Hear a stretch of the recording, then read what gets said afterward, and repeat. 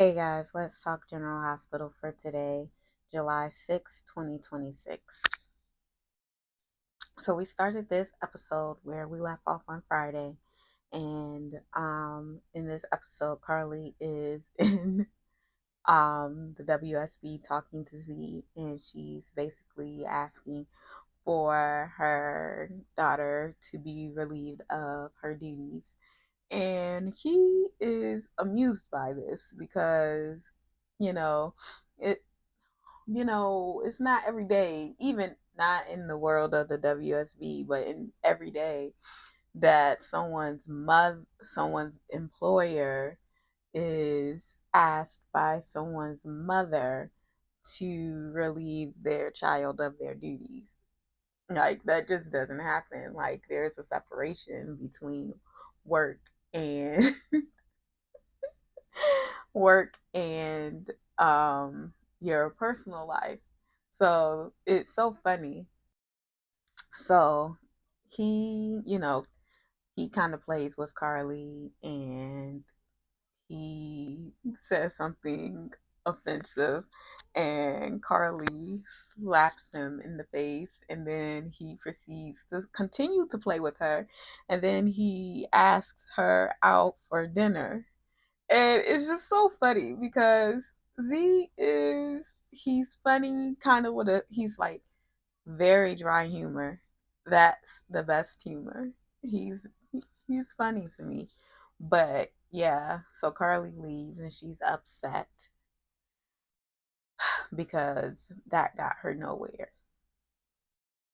Meanwhile, Lucas and Josh are at Josh's hospital room, and they're talking, and she tells him that she owes him an apology, and he's like, you don't have to apologize, for not telling me you were in the WSB. And she tells him that, part of her being in the WSB is that she has to follow orders, and one of her orders were basically to manipulate um him, because she needed him to go into living at Windermere so that she could have access to Windermere and Sidwell and eventually Colum.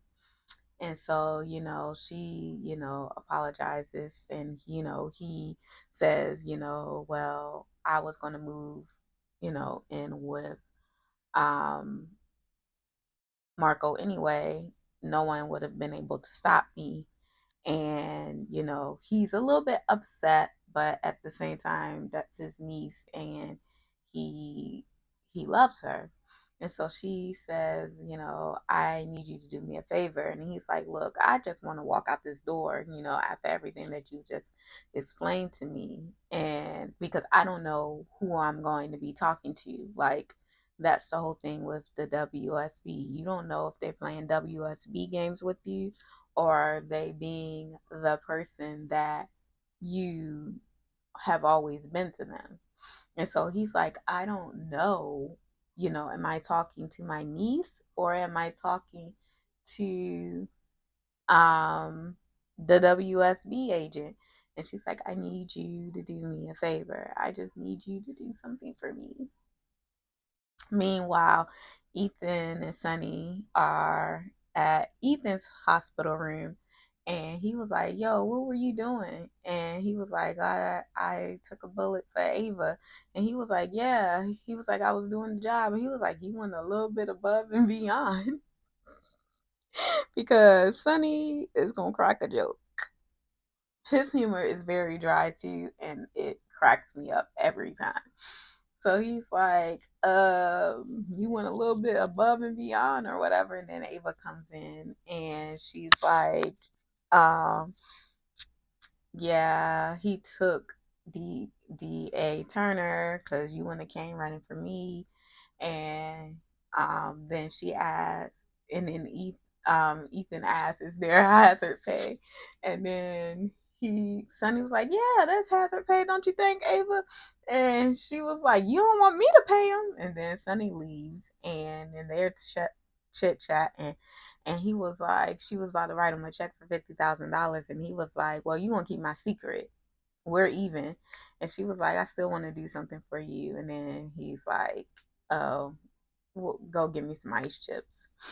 So then we have Danny and Rocco, and they have it out because Danny wants Rocco to go to the WSB and confess to shooting Cullum, and because that's going to magically make everything go away.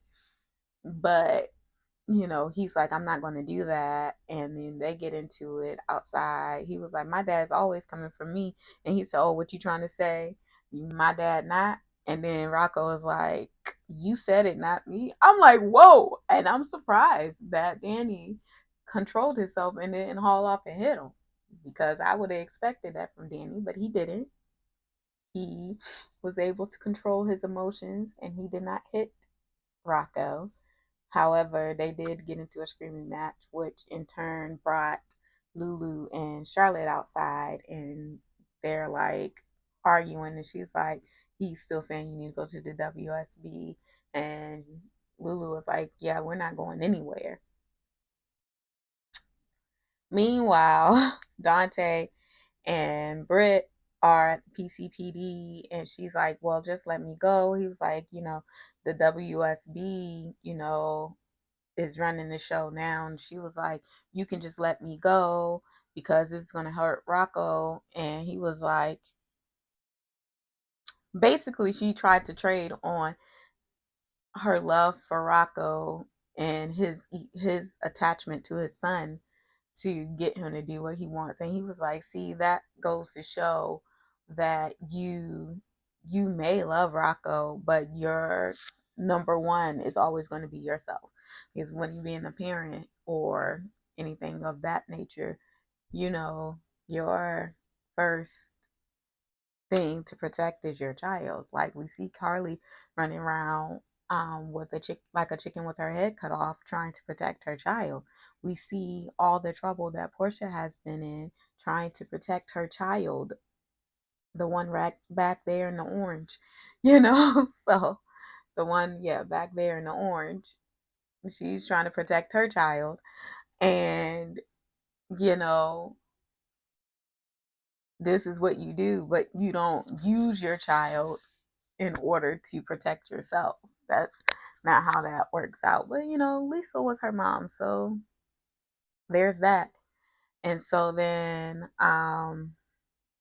Nina and Jack are at the Turning Woods, and he tells her, basically he doesn't have the information to use against Drew because Cullum took the black box. He don't know where Cullum had the black box, so he can't do anything to Drew. And so Nina's like, what? But before he can kind of like tell him, um, Vaughn shows up and he says that they need to debrief about everything that went down. And then also, he needed to tell Nina that the person that she knew as Nathan, aka Cassius, was dead. However, we find out at the end that Cassius is not dead and that Z wants to use Cassius. So yeah, that was a lot. Meanwhile, um, what Jocelyn wanted Lucas to do was to go tell Britt that she doesn't have Huntington's, which then he calls her mom and tells her mom that Britt needs her. And Britt is upset because what do you mean I don't have Huntington's? I did all of this because I thought I had Huntington's and they were keeping me alive. And so she's upset, and Lisa doesn't even care about anything because you're going to live. You're going to live. That's the good thing about this all. And so she was like, Cassius is going to help me. And then Nina comes in and tells them that Cassius is dead. Meanwhile, Lucas is talking to Ava, and he's sitting with the realization that Marco died for nothing because Britt never had Huntington's. The medicine that he convinced him to steal wasn't even medicine, it was saline. So all of this was for nothing. But yeah, that was General Hospital for today. It was a pretty good episode. See you tomorrow. Hey guys, let's talk General Hospital for today, July 7th, 2026. So, with this episode, we start at the Metro Court pool and we have Brooklyn and Chase is meeting them. And they come and they start talking about Willow because at this point in their marriage, if Brooklyn isn't tired, I am.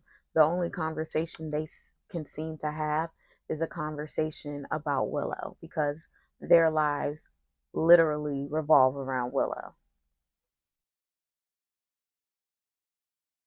So they start talking about Willow, and he starts talking about how he believes that Willow is being framed. And she's like, who would want to frame it? And he was like, yeah, because Turner, she seems gun ho on pinning this on Willow.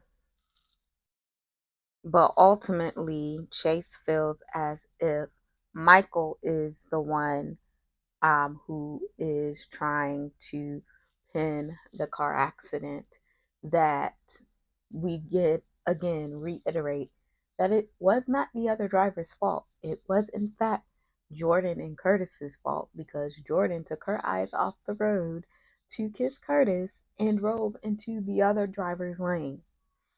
So all of this is pointless. Anywho, any to the who. Speaking of Michael, across the pool is Michael and Jacinda, and they're talking about how Willow is being questioned as having something to do with the accident, and Michael is the one who reiterates that Jordan was the cause of the accident, not the other driver. So we reiterate again that the other driver didn't actually commit a crime because they weren't involved in an accident to leave, but Curtis and Jordan feel that they should have stayed and rendered aid.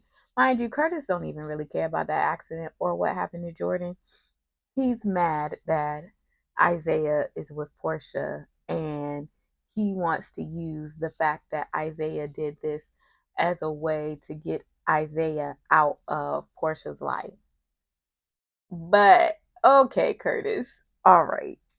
Yes, let's use Jordan and make her think she's that important to you. And this isn't even me wishful thinking because I don't even want Curtis nowhere near Portia. I want you to take care of your kid and leave Portia alone.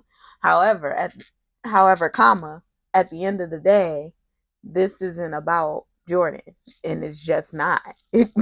It isn't. But anyway, meanwhile, Tracy is at the hospital and she's about to have a board meeting or some kind of meeting, but the meeting is with Congressman Kane, aka Willow. And so her and Willow, get into it. Tracy off the bat is like, get out. And she's like, look, I see you at work. I see how you thought you was slick to subvert the court order the day that Monica died. You brought um, Scout over to see Monica, even though you weren't supposed to come and be at the house or see your kids. There was an actual court order in place at that time, and you weren't supposed to be at the house, but you used that to come over there. She's like, I seen you when you jumped off the thing to imply that I pushed you over at the lake. Like, I know that you are not as good as you want to do. So then Willow tries to throw some things that Tracy has done in Tracy's face, and she's like, "Oh, okay, so you're not better than me. Well, prove that you're better than me by, not staying away from Chase and Brooklyn." And she's like, "I am not the problem, blah blah blah." And she was like, why is everybody bothering me? And she said, what are you talking about? And she's like, I'm being questioned for having something to do with the accident between Curtis and Jordan and blah blah blah. And so she's like, oh, you framing me, girl, girl. But also when Willow points the finger at Tracy, we see Tracy's mind working, and she realizes, because there's nothing stupid about Tracy, she realizes that her granddaughter is in fact framing Willow to hold on to Chase. Which, if again, Tracy said this to her back in a conversation back a while ago, if you got to go through all of this to keep the man, is he worth keeping? And she's going through a lot of things, because as a character, Brooklyn has grown. She's not the same, like, reckless, impulsive, act now, think later person that she was back in the day. But she has resorted back to her old habits and old ways to just to try and hang on to Chase. It's kind of crazy. It's absolutely absurd. And Tracy, like, pointed that out to her. But now Tracy is being blamed for something that Brooklyn did. So I'm excited to see how this plays out. Meanwhile, we have Gio and Emma, and they're at Anna's apartment because Anna is coming home. So Emma came back early ahead of everyone else so that she can get Anna's apartment together. And then she was surprised to see that Gio had the same mind, and he was there. He went grocery shopping. He was cleaning up. They are getting ready for Anna to come home. Then we have Danny and Jack, and then Danny sells out um, Rocco to Jack to try and get his father free. And then Jack basically tells them, yeah, unless you got evidence, I can't do anything. And, there's nothing I can do with this information. So he's upset. Meanwhile, Rocco and Dante, they were at Lulu's house, and they're talking, getting back on track when Lulu and Charlotte come in, and they're still arguing because obviously when Valentine pulled up at the hospital, Lulu didn't let um, Charlotte go run to him, and so she didn't even get to greet her father. So they're arguing about that. And meanwhile, Valentine comes over, and Valentine and Lulu get into it. Rocco and Charlotte and Dante all leave, and they go to the Metro Court, and she runs into Danny, and Danny tells her that he sold out Rocco, and she's mad, but she ultimately forgives him. And then he was like, I just needed to get my dad back, and she's like, yeah, I would have did anything to see my dad too. Meanwhile, back at the house, Lulu and Charlotte are having, excuse me, Lulu and Valentine are having it out, and Valentine's like, look, she about to be 18 soon, and you better play your cards right, because if not, I know who she'll choose. I'm like, whoa, hey, hey, hey, hey now, we're a rock star. No, but what? Wait a minute now. Meanwhile, Carly and Joss are having a conversation, and Carly is trying to reason with Joss, but Joss basically was like, I want you in my life, but if you can't accept this, um, then I might have to deal with you not being in my life, which is crazy. I'm not choosing anything over my mother, but I digress. But that's what she said, and Carly acquiesced, and then Jack comes through and said he needs to be debriefed, and Carly is fire breathing mad, and she looks like she wants to tear all his limbs from his body with her bare hands. But she leaves, and she's upset, and she says this isn't over to Jack. But yeah, that was General Hospital for today. It was pretty good. I'll see you guys tomorrow. I'm thinking about. Hey guys, let's talk General Hospital for today, July 8th, 2026. Pretty decent episode today. I can't complain, and I get to say I got to see my girl, so that's always good for me. But anyway, so we start this episode at the Metro Court Gardens. Dante and Laura are meeting to have lunch, and she's basically bringing him there because she wants to tell him that Anna is coming home today. And he is excited because he didn't really like being commissioner. It's just not his thing, and he was horrible at it. Let's be honest. Dante sucked as commissioner. He sucked as commissioner, but so she was telling him that, and he was excited. And um, then we have Anna and Felicia. They're coming to Anna's apartment because she's back. And inside, Emma, Mac, and Gio are waiting, and so they go in. However, um, Anna ain't quite there ready for the kumbaya. So Gio has to leave to go to work. So she tells Emma to go with him, which is crazy. He said he's going to work and you send her to work with him. She's like, you could use some relaxation by the pool. And Emma goes to work with Gio. Um, and then she gets Mac and Felicia to leave, and that's all good and well. So she's, at home alone, basking in the glow of being able to be free and everything now. And then Dante come banging on the door talking about some open up, police. And she's like, Dante, get in here.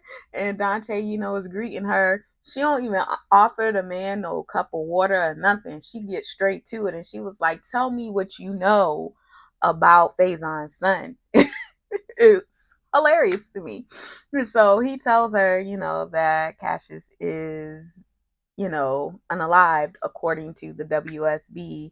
And, she feels a way about it. And you can see that, yeah, Anna may not be ready to just move on from that, because when Dante actually leaves her apartment, then she starts hallucinating Peter August again. So Anna's back, but she's still cray, and we shall see how this plays out.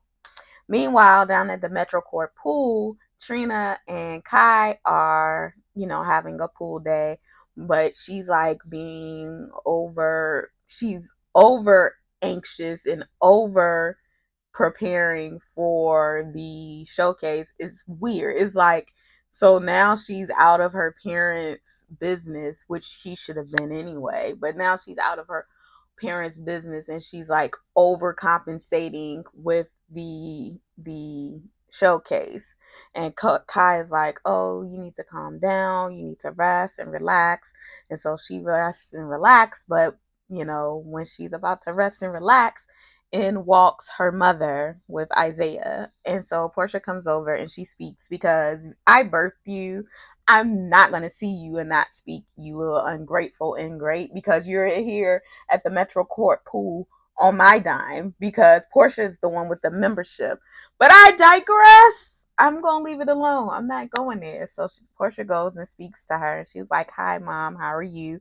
And she's like, the baby's kicking up a storm. And she's like, okay, she's rude, because she completely disregarded Isaiah like he won't stand in there. Rude. She don't do that to Jordan, which is crazy to me, because I posed the question like soon after, like the day or the next day after Jordan's accident. Whenever the episode aired after the accident that Jordan had, and Portia and Trina had called Portia to tell her that Jordan was in the accident. I'm like, what's she calling her, telling her that Jordan was in the accident for? When that happened, I posed a question on Twitter, and people told me that I was wrong. But the question I posed was, if Isaiah had been in the accident, would Trina have reacted the same way? I was saying no, because she's disrespectful and she doesn't respect Isaiah, which is crazy, because Isaiah didn't have anything to do with your parents' marriage ending, but Jordan was a direct reason why your parents' marriage failed. But I digress. Anyway, keep it moving. So Portia's like, okay, well, we're gonna go to the table. And she tells Kai, I appreciate that she respected my boundaries. Girl, F your boundaries. How about that? But anyway, so Portia and Isaiah are there to meet with Rick because, of course, we know Isaiah is seeking a civil case against Curtis too, as he should. And, Rick gets all the information and he agrees to take the case. And Portia said, he was like, it's going to be a little bit tricky, with Curtis being the father of both of your kids. And Portia was like, oh, that ain't nothing. I'm all in. Be all in, Portia. Be all in. So,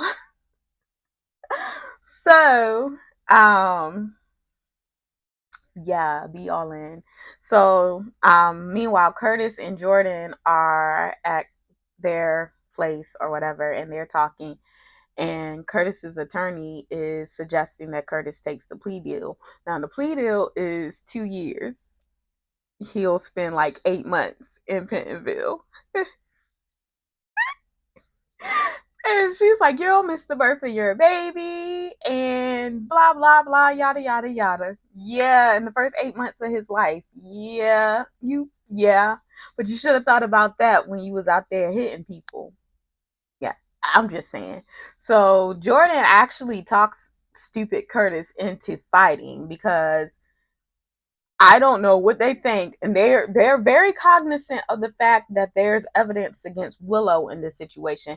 But Curtis seems to think, oh, Tracy and Michael could have set up Willow, and I'm like, y'all crazy, because at the end of the day, Isaiah didn't have anything to do with the accident. But okay, so they decide that they gonna try their chances in court. Crazy. Because if you don't get off, you going to jail for a long time. Because it's going to be more than those 2 years that they were giving you in the plea.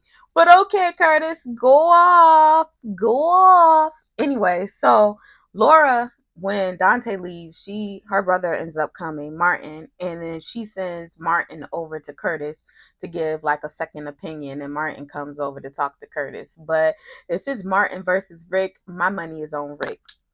Curtis going to the cleaners and he gonna be locked up. I like it. I ain't mad at it. Meanwhile, we have Liz, Rick, and Lucas. Lucas, I guess, showed up on Liz's doorstep drunk as all get out the night before. And so, when Rick leaves, he is able to tell Liz about what happened as far as why Marco was killed, and that he basically died for nothing. And then he has to deal with the fact that he is the reason. And so, they have their little best friend moment. Meanwhile, Justine and Molly are having lunch, and she's basically having to recuse herself because she was one of the victims in the hostage situation. So she has to recuse herself from prosecuting Jen. So she's asking Molly to do it. And in the conversation, Molly was like, yeah, it's funny how that worked out. Uncle Sonny ended up getting two people off his back for the price of one, because you can't prosecute him now in the future because he saved your life. But obviously that ain't bothered Justine too much, because then at the end of the episode she ended up over Charlie's with Sonny again, because I guess that don't mean nothing. That's her boo. Meanwhile, Valentine and Carly are in her kitchen and they're basking in the fact that Valentine is free. And then Sonny comes in and he's like, yo, what the heck is going on here? And so they have a little tussle about the relationship between Carly and Valentine, and Sonny ain't cool with it. But Carly like, yeah, you ain't gotta be cool with it, because this is what I'm gonna do. And yeah, it was pretty fun. It was a pretty fast moving, good flow episode, and I was pleased because let me tell you, in the first segment I was chuckling, squealing out loud, because when they said 2 years, Yes, 2 years. Give that man 2 years. That bald man deserves 2 years. But yeah, that was General Hospital for today, and I'll see y'all tomorrow. Hey guys, let's talk General Hospital for today, July 9th, 2026. So we had another good episode today. Today was really good. Today was hilarious, actually. I found myself literally laughing out loud at this episode. It's very, very good. It was just that good. So we start this episode at the Metro Court pool, and Lucy is there, and Chase comes over to talk to her. And so he comes over to talk to her about her statement that she gave to the police about Willow and the night of Curtis and Jordan's accident. And so they're having a conversation, and he's like, the accident was months ago. You never said anything. Like, why say something now? And she's like, well, I didn't realize that that was the same night, until later. And so, they keep talking, and you know that Lucy is a very chatty person. So Lucy is just chatting away. And while she's chatting away, Chase is putting together the calculus. And I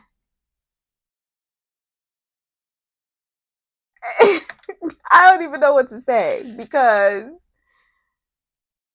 I wouldn't get involved in anything with Trace with not Tracy, with Lucy, because Lucy is a loose cannon and you never know what's going to actually come out of her mouth. So she ends up giving him enough information to put two and two together, because they end up talking about Brooklyn giving Lucy her shares. And he was like, that seems like you owe her. And she's like, oh no, blah, blah, blah. He basically put it together based on Chatty Lucy. And Lucy doesn't even know that you just told on yourself what you and Chase did. I mean, you and Brooklyn did. Meanwhile, Lucas and Liz are at Liz's house, and Lucas just took a shower because remember he had ended up on her sofa, hungover, and so he just took a shower. And Liz is on her tablet, and she's looking at stuff at GH, because always working. And so she is looking at some stuff on her tablet for work, and her the Turning Woods is linked to GH because because Brennan was transferred from GH to Turning Woods, so like their charts are kind of linked. And so she's seeing that Brennan walked out of Turning Woods. And she's like, wait a minute, that's weird. So her and Lucas, they're going through it in their mind, trying to figure out like how this could possibly be. How could he be well? Drew isn't getting any better, and Drew's been sick longer. Like he's not getting any better. And they, are also medical professionals. So they know that you don't just recover from such a serious, massive stroke the the way that Brennan has seemingly done so. So they're like, their wheels are turning, and so they'd come up with that it gotta be something environmental that Drew is still ingesting because he is still in the house. Put a pin in that. So then we have Willow and Nina. They're at the house, and Nina is grieving the loss of Nathan all over again, and then the reality that this person was pretending to be Nathan, and she thought she had him back and she didn't. And she's going through that, processing all of that. And Willow is being benevolent, and she tells her, I can handle my problems on my own. You don't have to help me. Okay, Willow. Okay. So she's being benevolent, y'all. Okay. And so, they're talking and they call Jack over because Jack needs to help them. And so they're like, "Where's the information you had on Drew?" And he tells her, "Look, I don't have the black box, and we basically need one or two things to happen. We need to either convince Drew to leave y'all alone, or we need to find the black box, and we know which one we have better odds at doing, aka finding the black box, because they ain't gonna be able to convince Drew of nothing." So while they're talking about that, there's a knock at the door, and it's Elizabeth, and she comes in and she's like startled to see Brennan there, and she's like, "Yeah, I was just coming about that because I thought it was weird." Yeah, Liz about to get all up in the mess. Get in the mess with Liz. Get in the mess. I ain't mad at it. Meanwhile, Seti and Justine are over Charlie's, and they're having a conversation. And basically, she tells him that Molly is going to prosecute Jens, and he's worried about Molly, um, Molly being put in danger. And so she's like, "Yeah, I understand and I get that, but, we should let Molly." And it comes down to, do you want this to be the last time that we see each other? And she's like, "You saved my life and you protected me and you put your life on the line for mine. And I don't want to be without you." I just said yesterday in conversation that Carly and Sunny both have strange bedfellows, because Carly is with Valentine, which I told y'all I like Carly and Valentine. I ain't mad at it, but let's not act like Valentine's not questionable. And then Sunny is literally in the bed with the DA. Like, that's crazy. Like, that's absolutely insane. But yeah, let's go off. Meanwhile,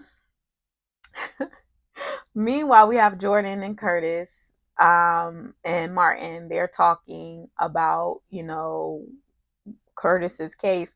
And so right before Curtis can really get into what happened, Jordan gets a phone call and she excuses herself. And the phone call is from Sidwell. So she tells Curtis that she has to leave. And he's like, "Are you all right?" And she's like, "I'm fine," which is technically a lie, because not tell your mans that, "Oh, your boss is calling you. Why you won't up front?" But he'll excuse that, because he'll excuse everything Jordan does until it inconveniences him. But so she leaves, and then he talks to Martin, and Martin sheds some reality for him. But then Martin says that he can do it, and Curtis is going to have Martin represent him. And good luck. Hats off to you, because, all right. It's dumb for anyone to think that Curtis can get off. It's dumb to think they can get the car accident included, because it is prejudicial and it really doesn't have anything to do with this incident. Because just because Isaiah left y'all on the side of the road, that don't mean you get to punch him in the face. I'm just saying. But I digress.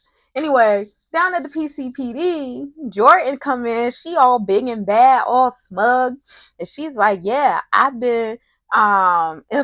infiltrated you. I've been undercover the whole time." And he looking at her like, "Oh, okay." This man called her ugly 3 different times in 3 different ways without saying the word ugly. And it was so good to me, because when she left him, she was standing outside of the interrogation room holding her face. She's so freaking vain that it's crazy. So he was like, "Look, go. I'll pay for you to go to the hospital that corrected Michael, but you got to go get my money for me from Zurich." And she was like, "I wouldn't do anything else. I wouldn't be able to live with myself." He was like, "All right, keep go live with yourself and keep looking in the mirror with your ugly ass." Meanwhile, Tracy tells BLQ that she know what she did. Today was a good episode. I really enjoyed it. Let me know what y'all thought in the comments. I'll see y'all tomorrow. Hey guys, let's talk General Hospital for today, July 10th, 2026. So we start this episode with Jocelyn being in the hospital, and Valentine comes to see her and he burns her flowers or whatever. And he basically comes to thank her because he knows that she likely had something to do with um, him being released and all his charges being dropped. And so she basically tells him everything, the actual truth. Which, is she supposed to do that? Because is Valentine still WSB? Does he have clearance to know all of that information? I don't know. But she tells him all of, what happened and how she agreed to go along with the story that Cullen was a hero and Cassius was the mastermind behind all of this. And, she tells him that she secured his release, and he thanks her. And um, ultimately, when he's leaving, um, she asked him to do a favor, and the favor was to go and tell Anna that um, the truth, because Anna deserves to know the truth because she was gaslit and tortured, so she deserves to know the truth. But she did that, we later find out, for ulterior motives, because later on in the episode, Brennan comes and she tells him that Valentine had just left, and he was like, no handcuffs or anything. She was like, no, I secured his release. And he was like, why would you do that? Do you know how dangerous he is? I'm surprised you would want him with your mother. She's like, no, they're a disaster. They're not going to last because I just sent him to Anna. Why can these kids, and when I say these kids, I mean that one in the blue right there and that one in the orange right there, why can't they just let their mothers be happy with who their mothers are happy with and just let them be happy? Because I don't even like Isaiah. But at the end of the day, when Portia was all alone, when Trina turned her back on her, and when that man standing next to Trina, that is the father of the baby that she's now carrying, when he treated her like crap, Isaiah was the only one giving her a safe place and a soft place to land. He was there for her. And that is enough, because this pregnancy, while physically it wasn't as bad as it could have been because it is a high risk pregnancy, Portia is older, you know, although it could have been very much more taxing on her, it emotionally it wasn't. She went through the ringer and it was not easy, and the fact that she is still um successfully carrying this pregnancy is a miracle, because all the stress and everything she had to endure, she shouldn't be successful in carrying this pregnancy. She should have lost this pregnancy, if we're being honest, all the stress and everything that she had to deal with. But I digress. Let the parents be happy. You shouldn't. You let Curtis be with Jordan. I'm gonna leave that there. So like Joss and Trina, like I don't understand meddling in your mother's personal lives. Like get over your bratty ways and get with the program.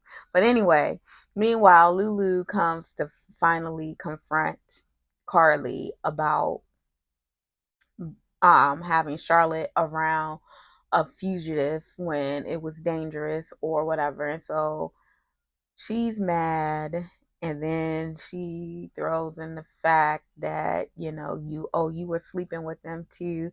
You used my daughter to keep Valentine in your bed.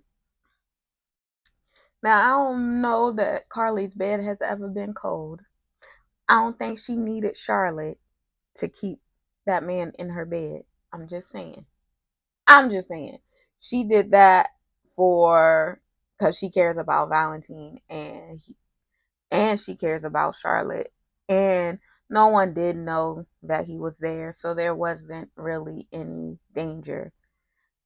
Meanwhile, the job that you set her up with her former stepmother, she almost got kidnapped from that. But I digress.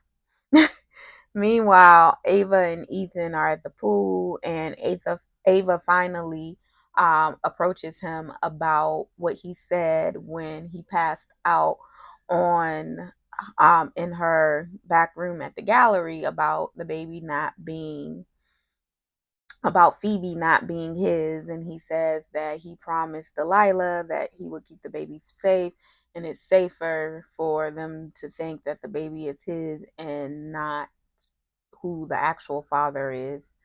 And so he tells Ava, if me saving your life meant anything, then you'll keep this to yourself.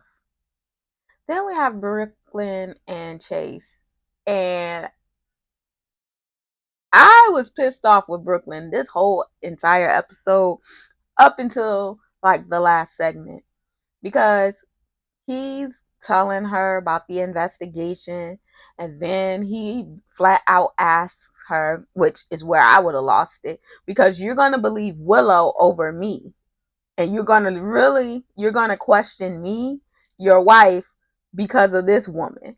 Like that would have been the problem for me at the forefront.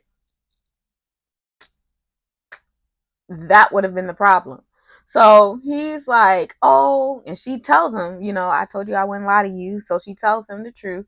Yeah, I set up Willow because you don't see anybody but Willow. You can't see what's in front of you. And he was like, oh, and you know what hurts most about this? You know what hurts most about this? The fact that you did this to Willow. She said, whoa. So that's what hurts most about all of this is the fact that I did it to Willow. Willow is your priority. Yes, Brooklyn. Like, are you slow? Are you dumb? Because we've been telling you that for months. And you kept saying, no, he's a good man. He's a good. No, he may be, but he also wants to believe in Willow. He doesn't really want to care. Willow is his priority, if we're being honest. So I wonder how we're going to move forward with these facts coming to light because it should be up and stuck at this point. You not adopting a baby with me. I'm adopting this baby by myself, and you can carry your derriere on to Willow. That's how I would be. But anyway, meanwhile, at Drew's house, Liz, Nina, um, Willow, and Jack are there. And, Liz is telling them how she thinks it's some kind of environmental element in her house, was why Drew isn't getting any better and Jack did. And then Jack comes in with the lie about how he had been exposed to something that's classified earlier, and that's why he had his stroke. Okay. Why are you lying for Nina and Willow? That's crazy. Meanwhile, Britt and Joe are down at the PCPD and he's questioning her because he basically wants to know like why she was injecting herself with saline. And then he finds out that, she thought that she was doing it to get her, she thought it was medicine, but apparently she doesn't have Huntington's and all of that. So then Joe's like, oh, okay, you free to go. And she's like, free to go? She was like, in the WSB coming from me. He was like, yeah, no. And then she's like, oh, I don't have any money. I don't have no car. I don't have this. I don't have that. What am I supposed to do? Why does man dig in his wallet and get her $5? That cracked me up. And then Anna and Liesel are at Anna's house, and Liesel confirms to Anna that, yeah, you were held captive in the sub basement at Windermere.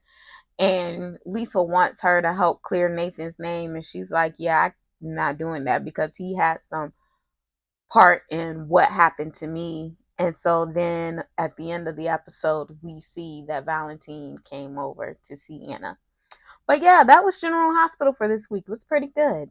Have a safe weekend, and we'll be back at it on Monday.